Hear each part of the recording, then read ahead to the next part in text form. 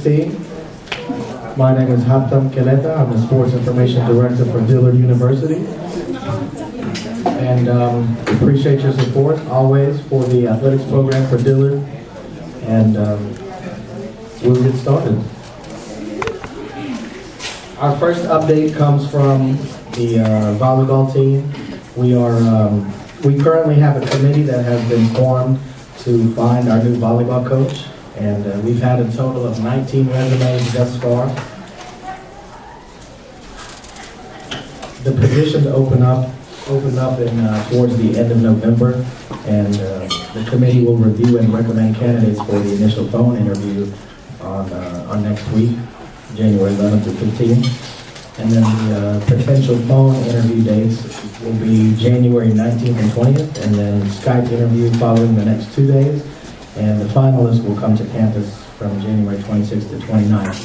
So our plan is to have a new coach by February. That is definitely the plan. We've got some girls that are waiting, and of course everybody's calling in. So once we have that squared away, it will be easier to move forward. So be sure to look forward to see what we can do about the new coach in volleyball. Like I said, towards the end of January is when we have this plan to make a hire.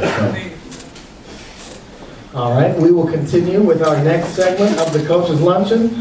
Women's basketball has a great update. The head coach is out on a recruiting trip, so we have assistant coach Loretta Martin to give us our update. Coach?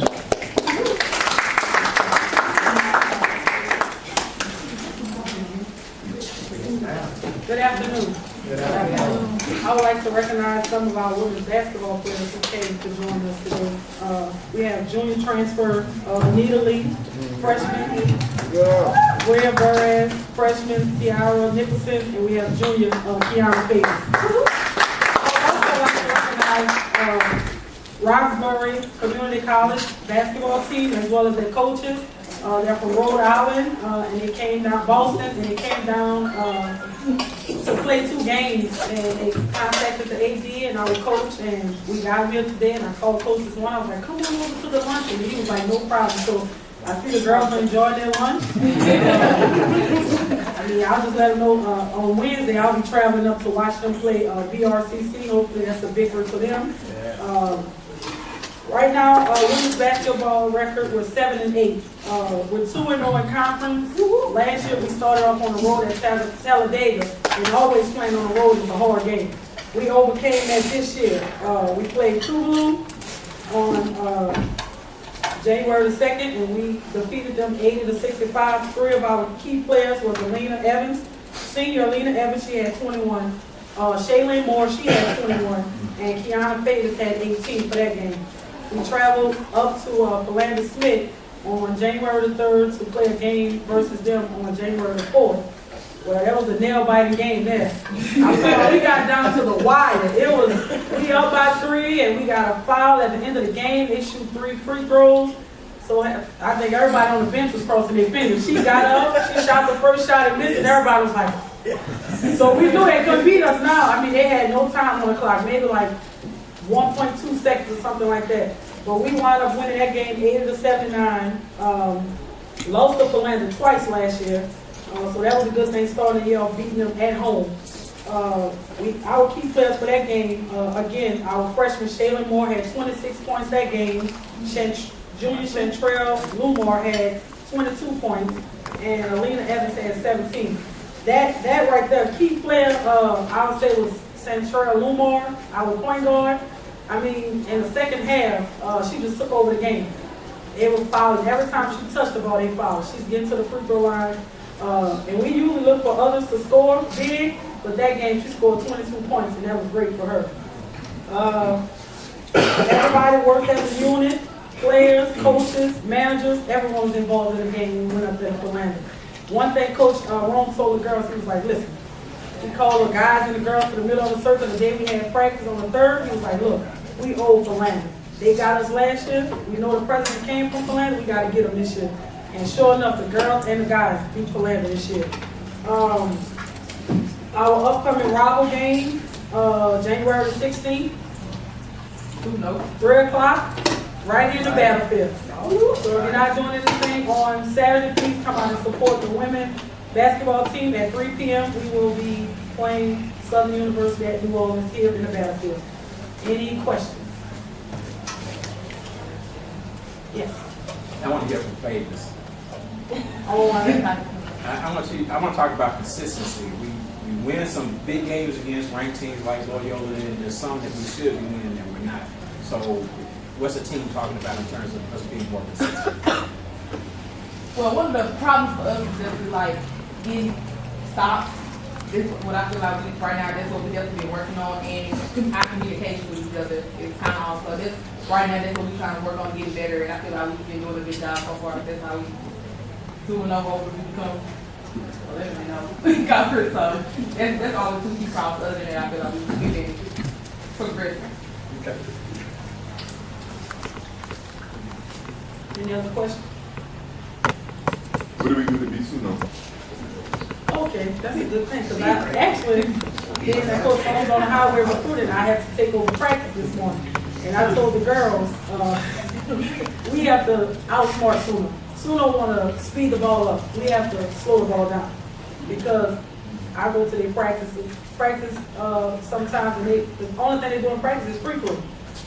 Like, there's no sets that they run. It's pretty much that. Just get the ball and push it.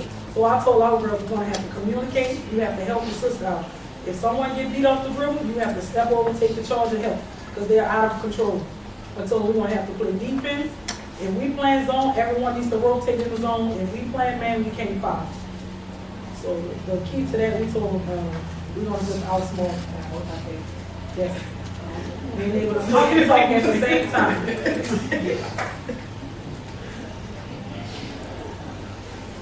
Any other questions?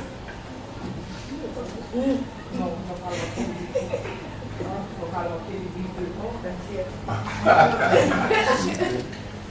All right, there's no further questions. Thank you for your time. And again, thanks Roxbury Community College for coming out. Saturday, the 16th, 3 p.m., Den Hall, Battlefield.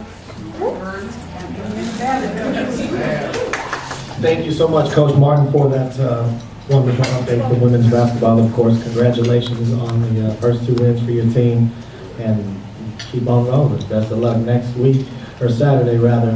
If you guys were here last year, we defeated Suno. They were undefeated. They had 1 loss on the season, and that was at the Battlefield. So something to hang your hat on and keep moving forward. So congratulations. Our next update comes from none other than the men's basketball team, and Coach Mike Newell will give that update. Coach?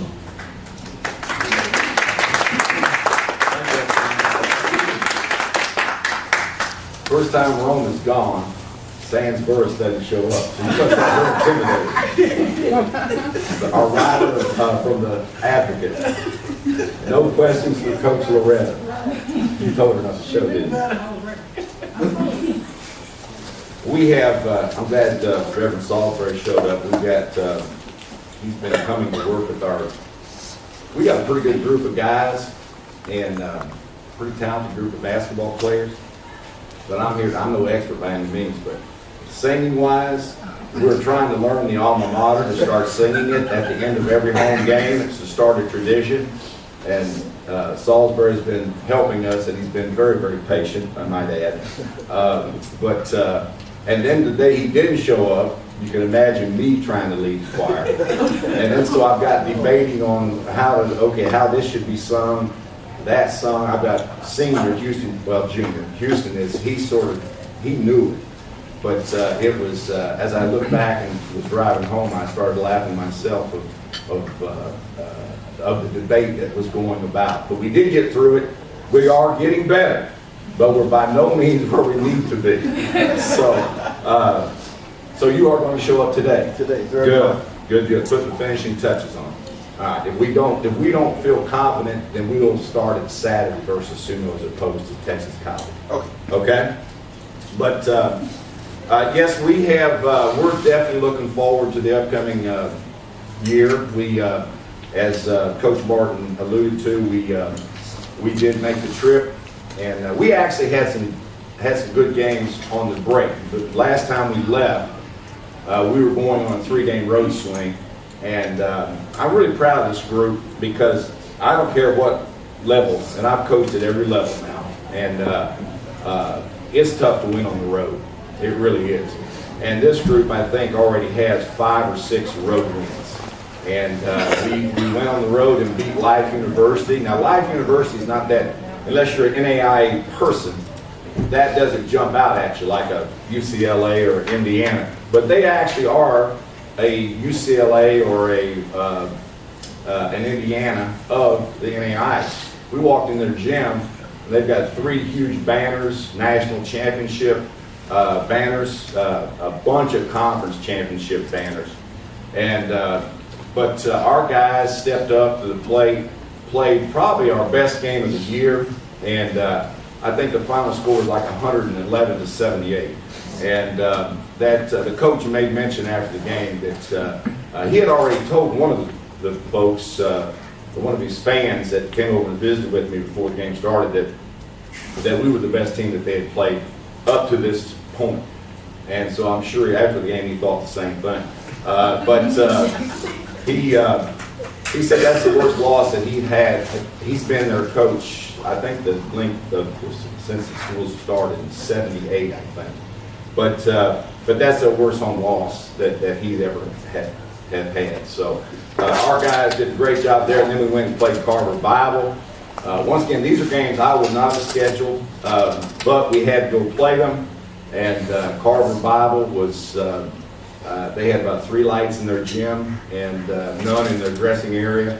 Those are tough places to play. And it's hard to keep your kids' attention. But we started talking from day one that when you go on a journey, a season is a journey. And during that journey, it's not going to be all uphill. You're going to face adversity, injury, whatever. But you're going to take a step back, and then you got to continue to climb. And that's one of those deals where mental toughness, once again, is what you've got to possess in order to be able to get through. And we got off to a great start, played well, and then they had 2 kids that just got on a roll. And 3 minutes to go, it's a 5-point game. And we ended up making free throws that night, and I ended up winning the game. So 2 wins in a row, and then we went to LSUS, and we played, once again, good game, didn't make free throws that night, and got in foul trouble, and they ended up beating us 8 or 9 points, I think is what it was, but it doesn't make a difference, it's a loss. But they have, LSUS, they've got our number this year. I mean, they've beaten us twice, and they are doing well in their conference. So then we went on break, and had a nice break, and we came back ready to go. This group is a group that is, they truly have a passion for the game. And that's why I enjoy coaching. It's just like teaching. When you find your students that have a passion for learning and want to get better, that makes your job as a coach or a teacher easier. And so they were ready to go, and we were able to get through it. And I had told my assistant, Coach Newton, and a couple of my friends, colleagues, that the schedule, as I said, I didn't have a chance to put the schedule. I've added a couple of games, but I didn't have a chance to put the total schedule together. And for a new team and a team that's inexperienced, it was not conducive to being successful. But I thought to myself that if we can get through this first part, these first 10, 12 games, and have our head above water, then I felt like that latter part, which is the part coming up, that we're going to be ready. And having now, let's see, a week and a half of practice, this group is ready. We can see now the vision that we want. We know how we're going to get there. We're getting better at the things that we've got to do to get there. And they're hungry. And so I look for this next part to be really, really good. If we've got the next 4 games at home, if we'd have beaten Tougaloo, and I know all coaches say if, but if we would have, and it was a game, it was 94-92 with a minute to go, we make a bad play, and they end up scoring, and then we miss free throws, miss a shot. But the winner of that game we felt like was going to get ranked. And sure enough, Tougaloo was ranked 25th in the country this week. So we could, but our chances, we're going to get there. We just need to take care of our business. And these next, we break the season up in segments. First segment, we were 7-3. This next 10 games, right now we're 2-2. But we've got next 4 at home. Then we go on the road to Texas College. And then I believe we got the last one, Tougaloo at home, maybe last 2. So we feel very, very good about that. The conference is a very good conference. There are really no easy nights, and unfortunately, probably a good team out of this league probably not going to make it to Kansas City. And but I feel very good about our chances. As I told you the very first luncheon, I wouldn't trade my group for any of them. Even